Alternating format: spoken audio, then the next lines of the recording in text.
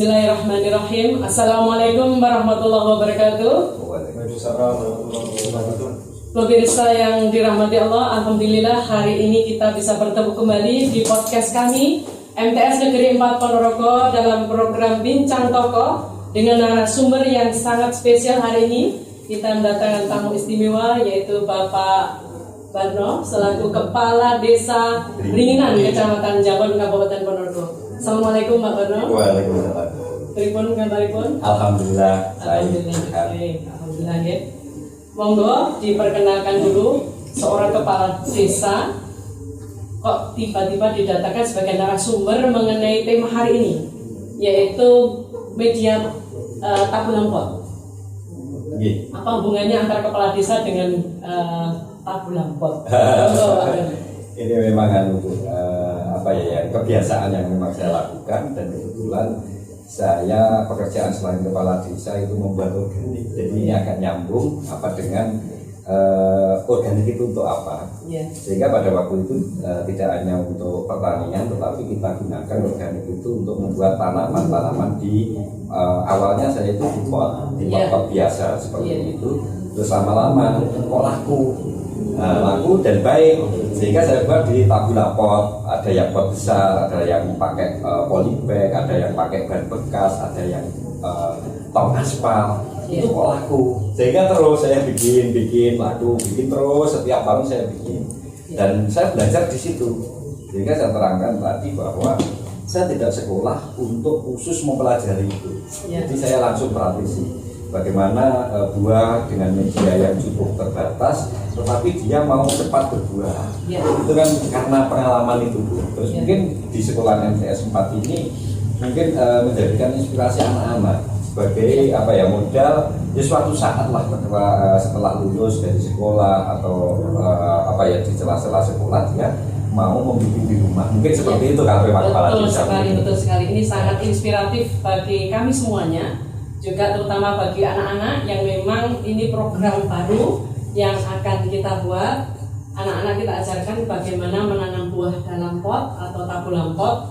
Jadi nanti mohon diperkenalkan apa itu tabulam pot, media yang digunakan apa saja, buah yang bisa ditanam apa saja, kemudian bagaimana cara menanamnya yang paling tepat atau paling benar, sampai mereka nanti bisa menghasilkan buah yang menghasilkan buah, bahkan bisa memasakkannya saat mereka sudah terjun di lingkungan masyarakat. Itu yang kita harapkan. Jadi gini Bu, sekali lagi saya sendiri masih terus belajar dan belajar, sehingga kami mengakui bahwa kami melakukan membuat tanaman di pot atau tabula pot itu belum boleh dikatakan 1000% atau 100% itu sukses, tapi ada gagalnya juga, sehingga variatif karena saya tidak latar belakang tidak sekolah di situ, karena saya hanya praktisi. Itu bermacam-macam teori yang saya lakukan, sehingga pertama tentunya yang perlu disiapkan itu media itu tanam atau potnya itu yang lebih awal harus disiapkan. Seperti kemarin ini di MTS ini telah disiapkan ban bekas ini cukup menginspirasi juga, di mana ban yang rata-rata kan tidak dimanfaatkan, mungkin hanya pada pengrajin, hanya untuk untuk erek timbo atau ini dimanfaatkan.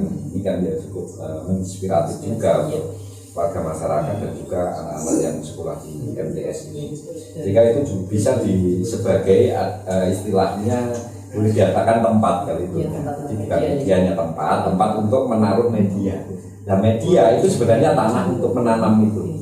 Nah, tanah untuk menanam, karena tanaman ini bagaimana di media yang sangat terbatas, mungkin hanya beberapa timba atau berapa meter kubik, setengah atau 30 meter kubik, tapi dia mampu berbuah. Ini harus kita berpikir bagaimana zat yang berkandung itu mencukupi. Nah, sehingga tahapan pertama yang perlunya tentunya kalau di sini sudah ada tempat, kayaknya sudah ada. Berarti memikir yang kedua adalah medianya, tanahnya itu. Nah, tanahnya itu juga karena saya itu sekali lagi saya praktisi, saya menjajal, mencoba langsung. Itu kalau dibuat musim seperti ini, kalau saya katakan berimbang, artinya kita pakai bokasi. bokasi itu adalah hasil daripada fermentasi atau organik ya, belum pupuk organik tapi sudah boleh dikatakan karena sudah melalui proses fermentasi itu boleh dikatakan dengan namanya organik. Pakai organik itu bahan dasarnya apa? Terus bahan dasarnya kalau itu diuraikan itu ya ada kotoran sapi, kotoran kambing, terus sampah-sampah daun itu sudah bisa. Dengan campuran berapa? Dengan campuran tergantung kita membuatnya, Bu. Kalau kita banyak memang ya banyak. Tapi saya dominan lebih kepada kotoran sapi karena melihat potensi yang ada di sekitar desa sini, termasuk desa Karangrepitul, Dinginan, Sendang atau wilayah Kecamatan Kauman ini dan Jambon ini yang paling banyak adalah kotoran sapi. Kalau kambing itu terbatas, terus di sisi itu kambing itu relatif harganya lebih mahal. Malah lebih mahal. Kotoran kambing lebih mahal. Karena satu truk itu kalau kambing kotoran kambing mahal itu mahal. Ya. Kalau saya biasa beli itu di masyarakat tapi ngambil sendiri ya. Kotoran sapi itu satu truk itu paling 250 tapi kita ngambil sendiri. Tetapi kalau kotoran kambing itu sampai 2 juta. Jadi selisihnya banyak. Hampir 100% itu.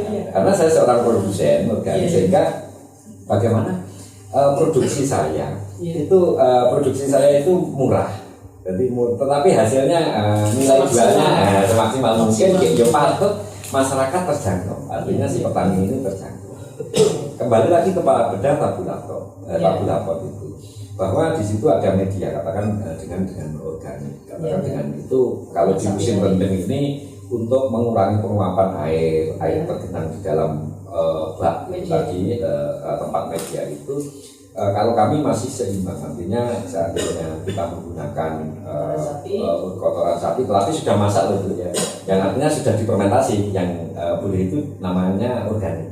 Coba kita belajar dulu mengenai bagaimana proses fermentasinya. Nanti kita juga belajar. Oke, nanti kita siap menindaklanjuti apabila ada murid atau guru yang ingin belajar itu, saya ajari semua. Artinya saya tidak hanya mengajari bagaimana membuat organik, tetapi bagaimana kita memancing sebuah bakteri.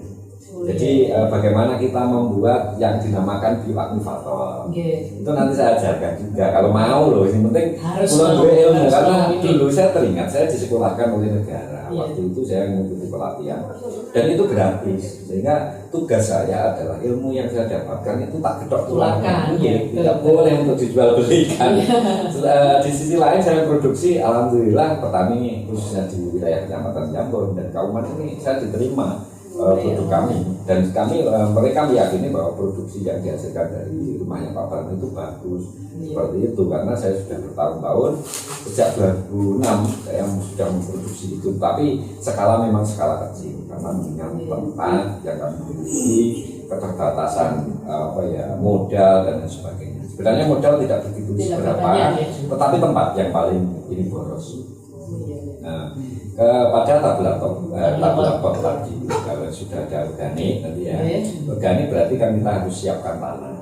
Terus karena musim ini musim rendeng atau musim penghujan, saya suruh siapkan merang yang masih merantah itu loh. Sekam padi boleh siapkan dan nanti perbandingan adalah 1:1 katakan 1 bimbo cat yang besar itu bukan kilo tapi wadah ya. Wadah saja enak. Tadi yang lokasinya sudah diukur. 1 bimbo itu tanahnya 1 bimbo, terus anunya kotoran fermentasi tadi 1 bimbo, terus anunya 1 bimbo. Itu untuk merangnya itu. Sehingga nanti kalau kena hujan dia akan terus. Terus di bawah itu yang tempatnya kan kita rencana pakai ban. Pakai ban itu yang paling bawah itu ditaruh kerikil, tapi kerikil dari batu bata. Untuk peresapannya lebih batu bata yang kita pecah menjadi sebuah kerikil, menjadi kerikil.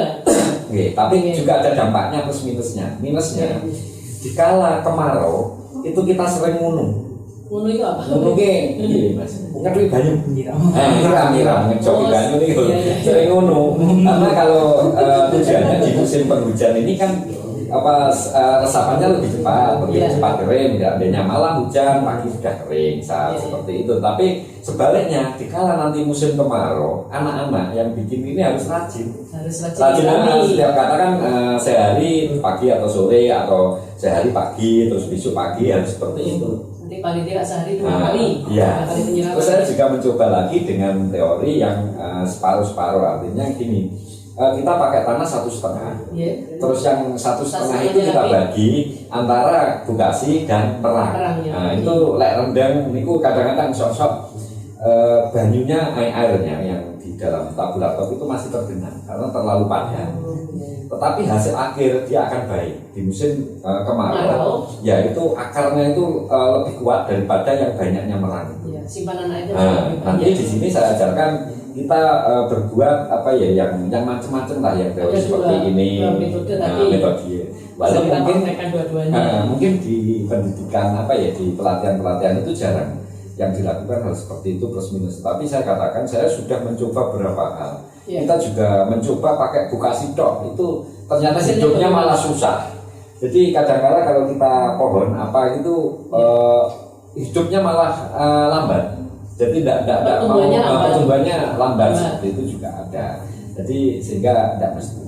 Terus ibu tadi bilang bahwa apa yang bisa kita buat semua macam. Yang penting tanaman yang berbuah. Nah itu. Tetapi kalau seperti saya punya teori kalau memang untuk master, artinya itu untuk tontonan pemula, kita cari pohon yang itu hasil dari cangkokan, bukan ovulasi, bukan dari bibit. Kalau bibit nanti lama, kalau bibit itu harus mencari, artinya mencari yang memang bibit sudah tua. Katakan kalau saya di Bakul biasa tanya ke Mas Simon itu menang. Saya cari, Mas, kurang dari bibit yang di tahun bibit Rapayu. Tahun yang kemarin saya pilih sisa itu. Kalau untuk tabulator memang jelek Pak, tapi hasil akhirnya bagus karena dia sudah tua.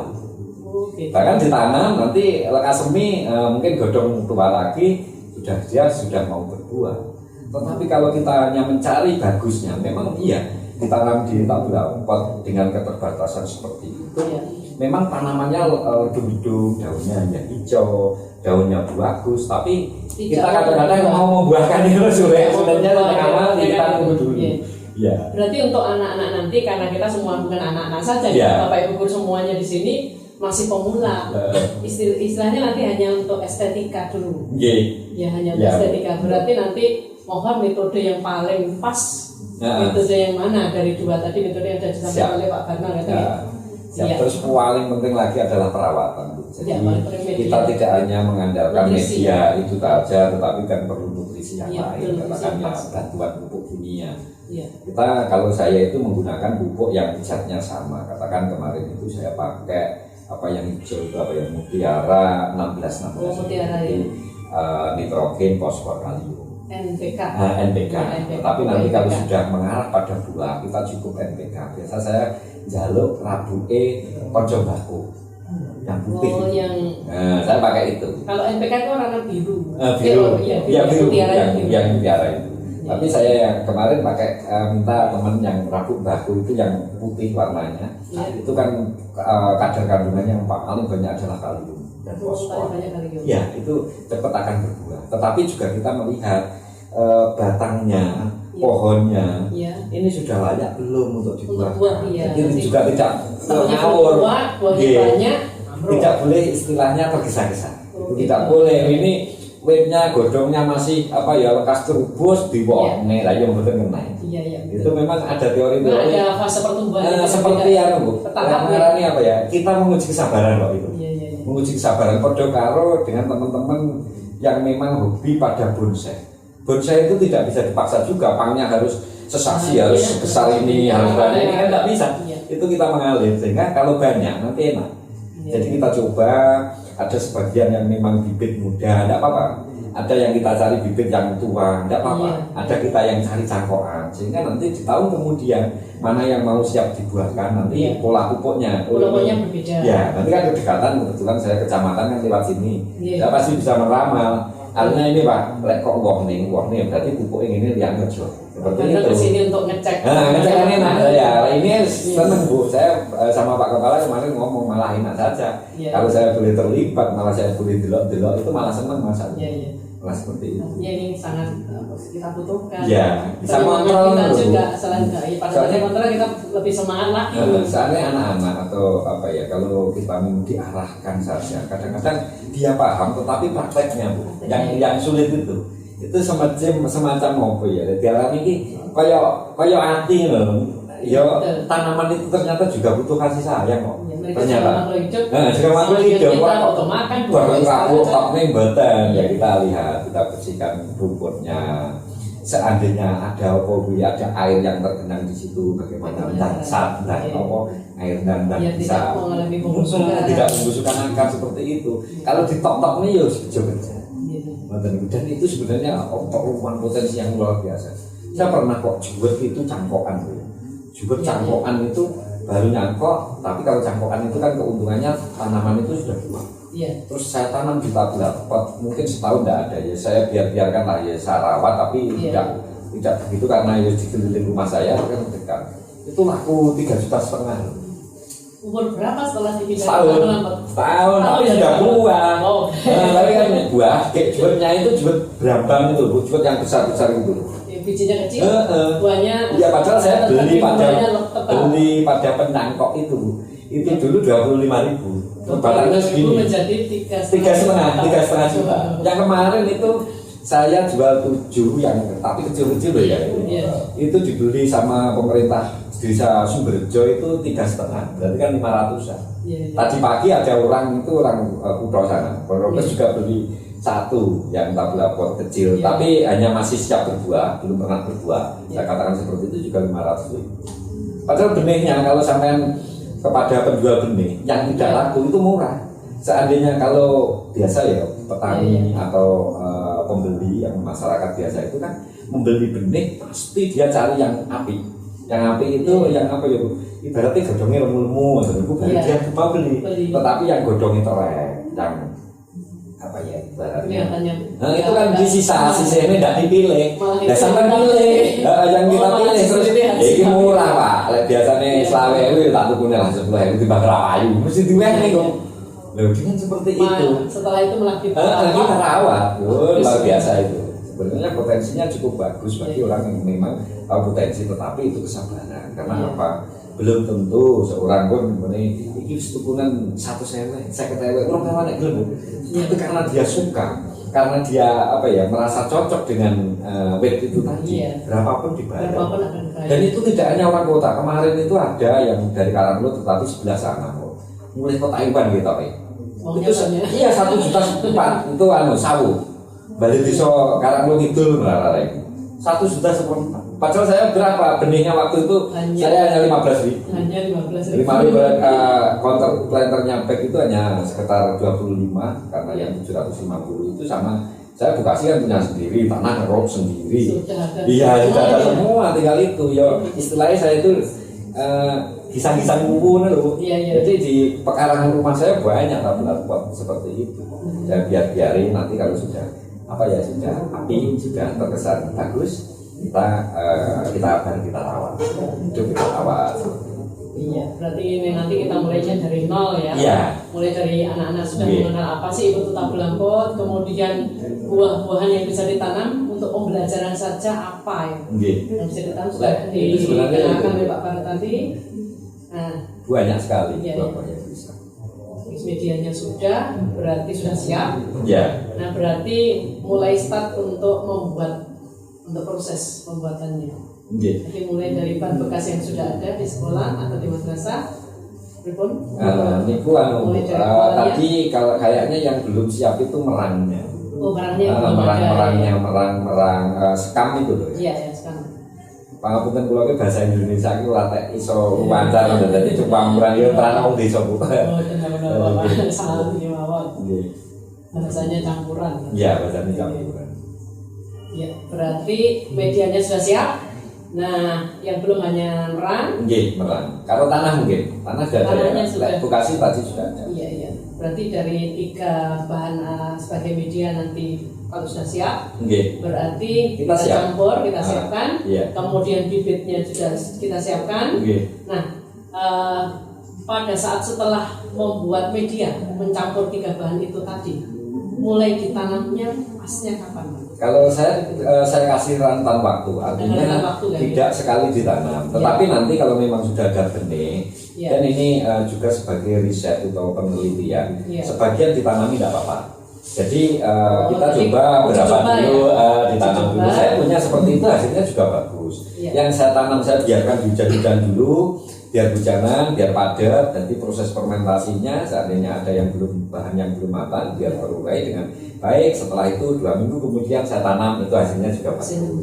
Ya, jadi sama-sama nanti untuk penelitian sama-sama seperti itu. Berarti nanti kalau bisa malah kita buat di plot-plot kan? Ya, timbangnya ini langsung tanam, jika tidak apa-apa. Terus ini yang ditanam 2 minggu kemudian setelah tanam itu sudah pasar. Ini sangat menarik ya, Pak. Jadi kita juga eksperimen bagaimana sih hasilnya dengan media seperti ini, dengan waktu tanam yang berbeda juga, nanti insya Allah hasilnya juga beda. Nanti yang melakukan riset atau penelitian ya anak-anak sekolah. Kalau saya itu ilmunya itu ya ini biasanya apik seperti itu loh ilmu saya itu. Jadi tidak bisa jarangnya hanya diingat pada otak pemikiran. Oh seperti ini. Saya kemarin pakai ini. Kalau dulu awal saya pernah pakai kotoran kambing secara langsung. Ternyata itu juga tumbuhannya tidak gampang urip. Jadi luang bagus, sudah harganya mahal. Ternyata hasilnya juga tidak bagus. Ternyata harus melalui tahapan yang dinamakan fermentasi dulu. Terus pokoknya jadi mateng namanya organik. Sudah pakai itu yang paling aman kalau soalnya kalau kita langsung pakai kotorannya, itu panas. Pengalaman kan panas ini ternyata bibit yang kita tanam malah mati. Oyotnya tidak mudah berkembang. Seperti itu. Jadi itu saya sudah mencoba berbagai potongan sapi dan lain sebagainya. Terus untuk perawatan ini memang kalau dikurangke ngono mangel boleh ngarani. Kapan waktunya pemupukan, kapan ini kan ya harus praktek. Jadi sehingga nanti saya pas lewat katakan tak tahu iki wayahe rabuk seperti itu. Jadi tidak seperti nanam padi. Kalau nanam padi mungkin 5 hari harus rabuk sudah terstruktur. Terus dermatun harus seperti ini. Ini kan lihat pertumbuhannya. Jadi kalau nerangkan itu gimana ya? Saya juga agak repot. Jadi kalau dibagi durasi waktu, saya katakan durasi waktu ya. Jadi 2 minggu dari tanam harus dipupuk. Ya oleh wis minggu, oleh wis urip, lek dereng minggu. Kan dia juga akan percuma. Juga tidak akan termakan oleh rabuk. Berarti kita lihat perkembangannya setelah ditanam, kemudian kita hanya ngasih air untuk nyirami pagi sore. Kita lihat juga perkembangannya. Mungkin kalau di musim kemarau itu tidak usah lah pagi sore kita lihat. Kalau memang katakan 2 hari tidak hujan, baru kita siram. Tetapi kalau hari-hari hujan tidak usah. Kalau saya seperti itu, menyesuaikan lah, lihat kan kelihatannya di situ. Terus paling penting lagi nanti kalau bahan ini takut saya tidak dibolongi, itu harus dibolongi. Dibur lah, sehingga kalau kelebihan airnya akan keluar melalui bawah. Akar juga berkembang. Cara antara satu bibit dengan yang bibit berikutnya. Kalau di awal itu mungkin jarak 1 meter tidak apa-apa. 1 meter atau setengah meter tidak apa-apa. Dan nanti ada sistem penjarangan. Kalau saya seperti itu ya. Mepet karena menghemat tempat. Kalau ini kan katanya 250, ini juga memerlukan tempat yang banyak sekali. Sehingga juga mepet dulu saja. Nah nanti sekiranya ada tumbuhan yang longgor yang sudah kelihatan, kita pindah atau digeser-geser seperti itu. Nah ini arti digeser ini kan sebenarnya memang juga yang memang harus kita lakukan ya dalam tabungan pot. Jadi karena yang kita tanam ini kan tanaman dipotil. Berarti akarnya tunggang itu ada satu akar pokok yang nanti akan nancap di dalam tanah. Nah ini untuk menghindari katanya digeser-geser. Kalau tidak geser saya itu tak potong Bu. Oh dipotong? Gimana cara potong? Ya dipotong pakai sabit atau pisau atau gergaji. Berarti pas bannya itu? Iya. Oyotnya itu kan Bu, sampai nembus ke tanah lapisan bawah. Nah itu saya potong gitu aja. Nah saya potong teori saya, potongan bawah atas juga tak kurangi. Jadi pada saat itu daunnya kan gerombol, daunnya kan hijau itu. Nah sehingga saya potong bawah, oyot tak potong itu, atas juga tak kurangi. Sehingga untuk mengurangi penyerapan. Tunas apikal kan memang harus kita potong, biar tumbuh cabang. Kadang-kadang kalau tidak seperti itu, pagar bisa mati. Jadi kita dipotong, dia ngoten guru rata longi, penyerapannya cucuk lama-lama kadang-kadang mati. Berarti artinya memang kalau bagian bawah akarnya dipotong, bagian atasnya tunas apikanya juga dipotong. Kalau saya ya, pengalaman saya, Gitu. berdasarkan praktek saya seperti itu. Iya. Saya potongin untuk mengurangi itu. Bahkan tanaman itu pada tabulator, pada waktu penanaman pun kalau awalnya daunnya banyak itu tak gunting. Tak guntingnya tak tinggalkan berapa. Jadi nanti biar cepat tunas. Dan nanti tunas kita ambil yang memang tunasnya bagus, yang bunganya baik, kita biarkan untuk itu yang yang mungkin tidak kita potong. Kalau sudah ditanam terus dikasih pupuk seperti tadi muncul daun yang sangat banyak. Baru. Nah ini kalau seandainya cabang-cabangnya tidak muncul berarti tunas apikanya harus kita potong. Potong. Yeah. Terus nanti ada tahapan-tahapan mungkin 6 bulan atau 1 tahun tanah itu kan juga diganti. Artinya ada medianya. Iya. Jadi ada tambahan tidak diganti lah, artinya ditambahin. Kalau saya biasa di pinggir-pinggirnya itu tanah ruki, diambil ya. Diambil terus diganti yang media yang baru. Dengan perbandingan sama dengan awal tadi. Enggak, ya secukupnya saja. Tapi seandainya kalau nanti ngeroknya ini akarnya terlalu banyak itu juga berisiko. Artinya kalau ini ya cukup misalnya separuh dulu ya separuh. Terus bisanya itu. Saya teori yang saya habiskan juga ada. Tapi yang itu kaget. Jadi saya angkat tanamannya, saya ganti itu malah kaget. Saya juga pengalaman. Malah lebih efektif yang memang dikurangi terus nanti ditambahin lagi yang baru. Itu lebih aman pada tanaman tersebut. Kalau kurang besar kita juga bisa ganti karena sifatnya kan oyotnya, akarnya itu kan ngubengi di ban itu, ngubengi di tempat media itu diangkat terus diganti sebenarnya juga nggak apa-apa. Itu teorinya biasanya jangan disiram aja, jadi biarkan 2, 3, atau 4 hari nanti biar tanpa seperti air, itu tanpa air nanti diangkat terus taruh tempat ya sikut lagi. Enak kalau gantinya saja. Terus gesernya itu supaya tadi akar pokoknya nggak nancap di dalam tanah atau nggak tanah, kita pilih jeda berapa? Itu biasa kalau sudah tembus itu sudah tahunan Bu. Kalau dibiarkan setiap bulan berapa enggak.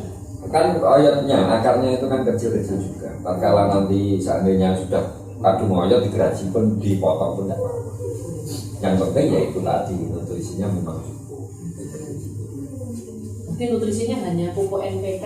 Kalau saya iya, tetapi nanti kalau kita kan ya ini ibarat kita itu sama-sama belajar lah bagaimana untuk menuju yang lebih baik atau yang sempurna. Nanti ada pengalaman-pengalaman yang lain bisa dipraktekkan. Kalau saya hanya yang memang bagaimana kos saya itu lebih murah, lebih efisien, lebih efektif, tetapi nilai jualnya lumayan. Itu saya lebih itu aja. Paling menarik kan itu. Endingnya sangat. Saya tidak tertarik pada pupuk-pupuk yang mahal tadi. Saya lebih meyakini bahwa maunya berbuah ini karena perawatan. Saya hanya seperti itu. Jadi karena perawatan bukan karena kekuatan pupuk saja. Kalau habis dipupuk, dibiarkan, tidak dibersihkan, tidak disirami, tidak mau buah seperti apa? Itu juga ada treatmentnya. Seandainya ya, saya mencoba bagaimana kelengkeng yang tadinya musimnya tidak buah, tetapi pada jeda itu harus buah. Itu juga ada teorinya. Kan buah musiman juga. Ya.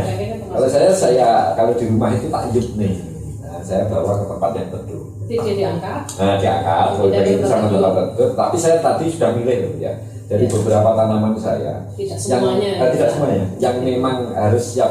Saya bahkan yang mana itu saya sudah berpikir yang ini. Saya angkat bawa ke kandang. Kandangnya yuk. Dan setelah itu saya biarkan beberapa hari tidak saya siram.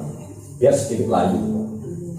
Nah begitu layu itu saya kasih pupuk NPK tapi kecil. Tapi setengah sendok aja lah. Setengah sendok. Pakai sendok, aja sendok ya. Terus setelah itu saya unung. Terus saya biarkan lagi. Disiram dulu. Dikasih air. Terus nanti dia kan mungkin 2 minggu kemudian nampak tunasnya. Tunas di pucuknya. Nah itulah yang menjadi buah. Tapi harus dihidupkan. Ini triknya supaya membuahkan yang tidak tepat waktu. Artinya tidak pada musim. Tidak pada musimnya. Ini sangat bagus, sangat menarik. Kalau kita ngibar untuk teman-teman yang pameran itu kan dia cari yang celah, artinya pada saat ini tidak musim, tetapi jubet ini kok mau buah. Nah, itu kan harus ada teorinya. Tetapi kayak saya masih banyak kegagalan itu dari ini ya apa ya, lebatnya buah. Memang itu jadi muncul buah tapi nggak terlalu banyak. Ya. Terus kalau terlalu banyak, saya pengalaman, saya punya mangga, itu saya buahkan terlalu banyak, akhirnya juga mati kok.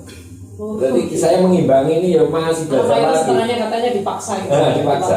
Jadi tidak boleh, katakan di tabula pot itu katakan buahnya terlalu lebat, kecuali kita punya penambahan nutrisi yang memang cukup, punya alat yang memadai dan lain sebagainya, mungkin itu. Karena sekali lagi ilmu saya yang saya pelajari itu hanya ilmu praktek.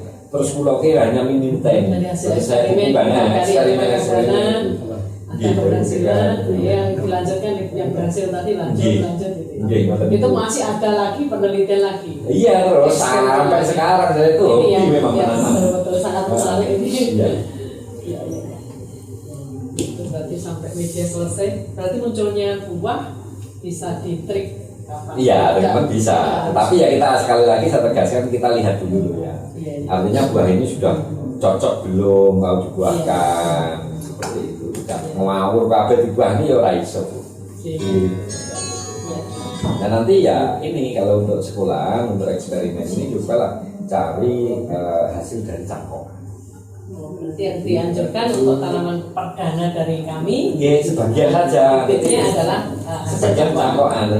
Nanti untuk eksperimen. Iya. Ya, tanam setahun ini loh sudah bunga seperti itu. Tapi kalau kita memilih buah yang baru, yang bibit baru, hasil okulasi, harganya sudah mahal. Terus di samping itu kadang-kadang ini kan masih okulasinya masih baru-baru setahun dan terus bibit yang diambilnya itu tidak begitu tua, sehingga kan mau dibuahkan ya juga sulit. Tapi kalau cangkokan saya yakin juga sing dicangkok, atau mangga yang sudah dicangkok, bibit yang sudah dicangkok, atau tanaman kelengkeng yang sudah cangkok itu sudah tua, bahkan ditanam langsung buah.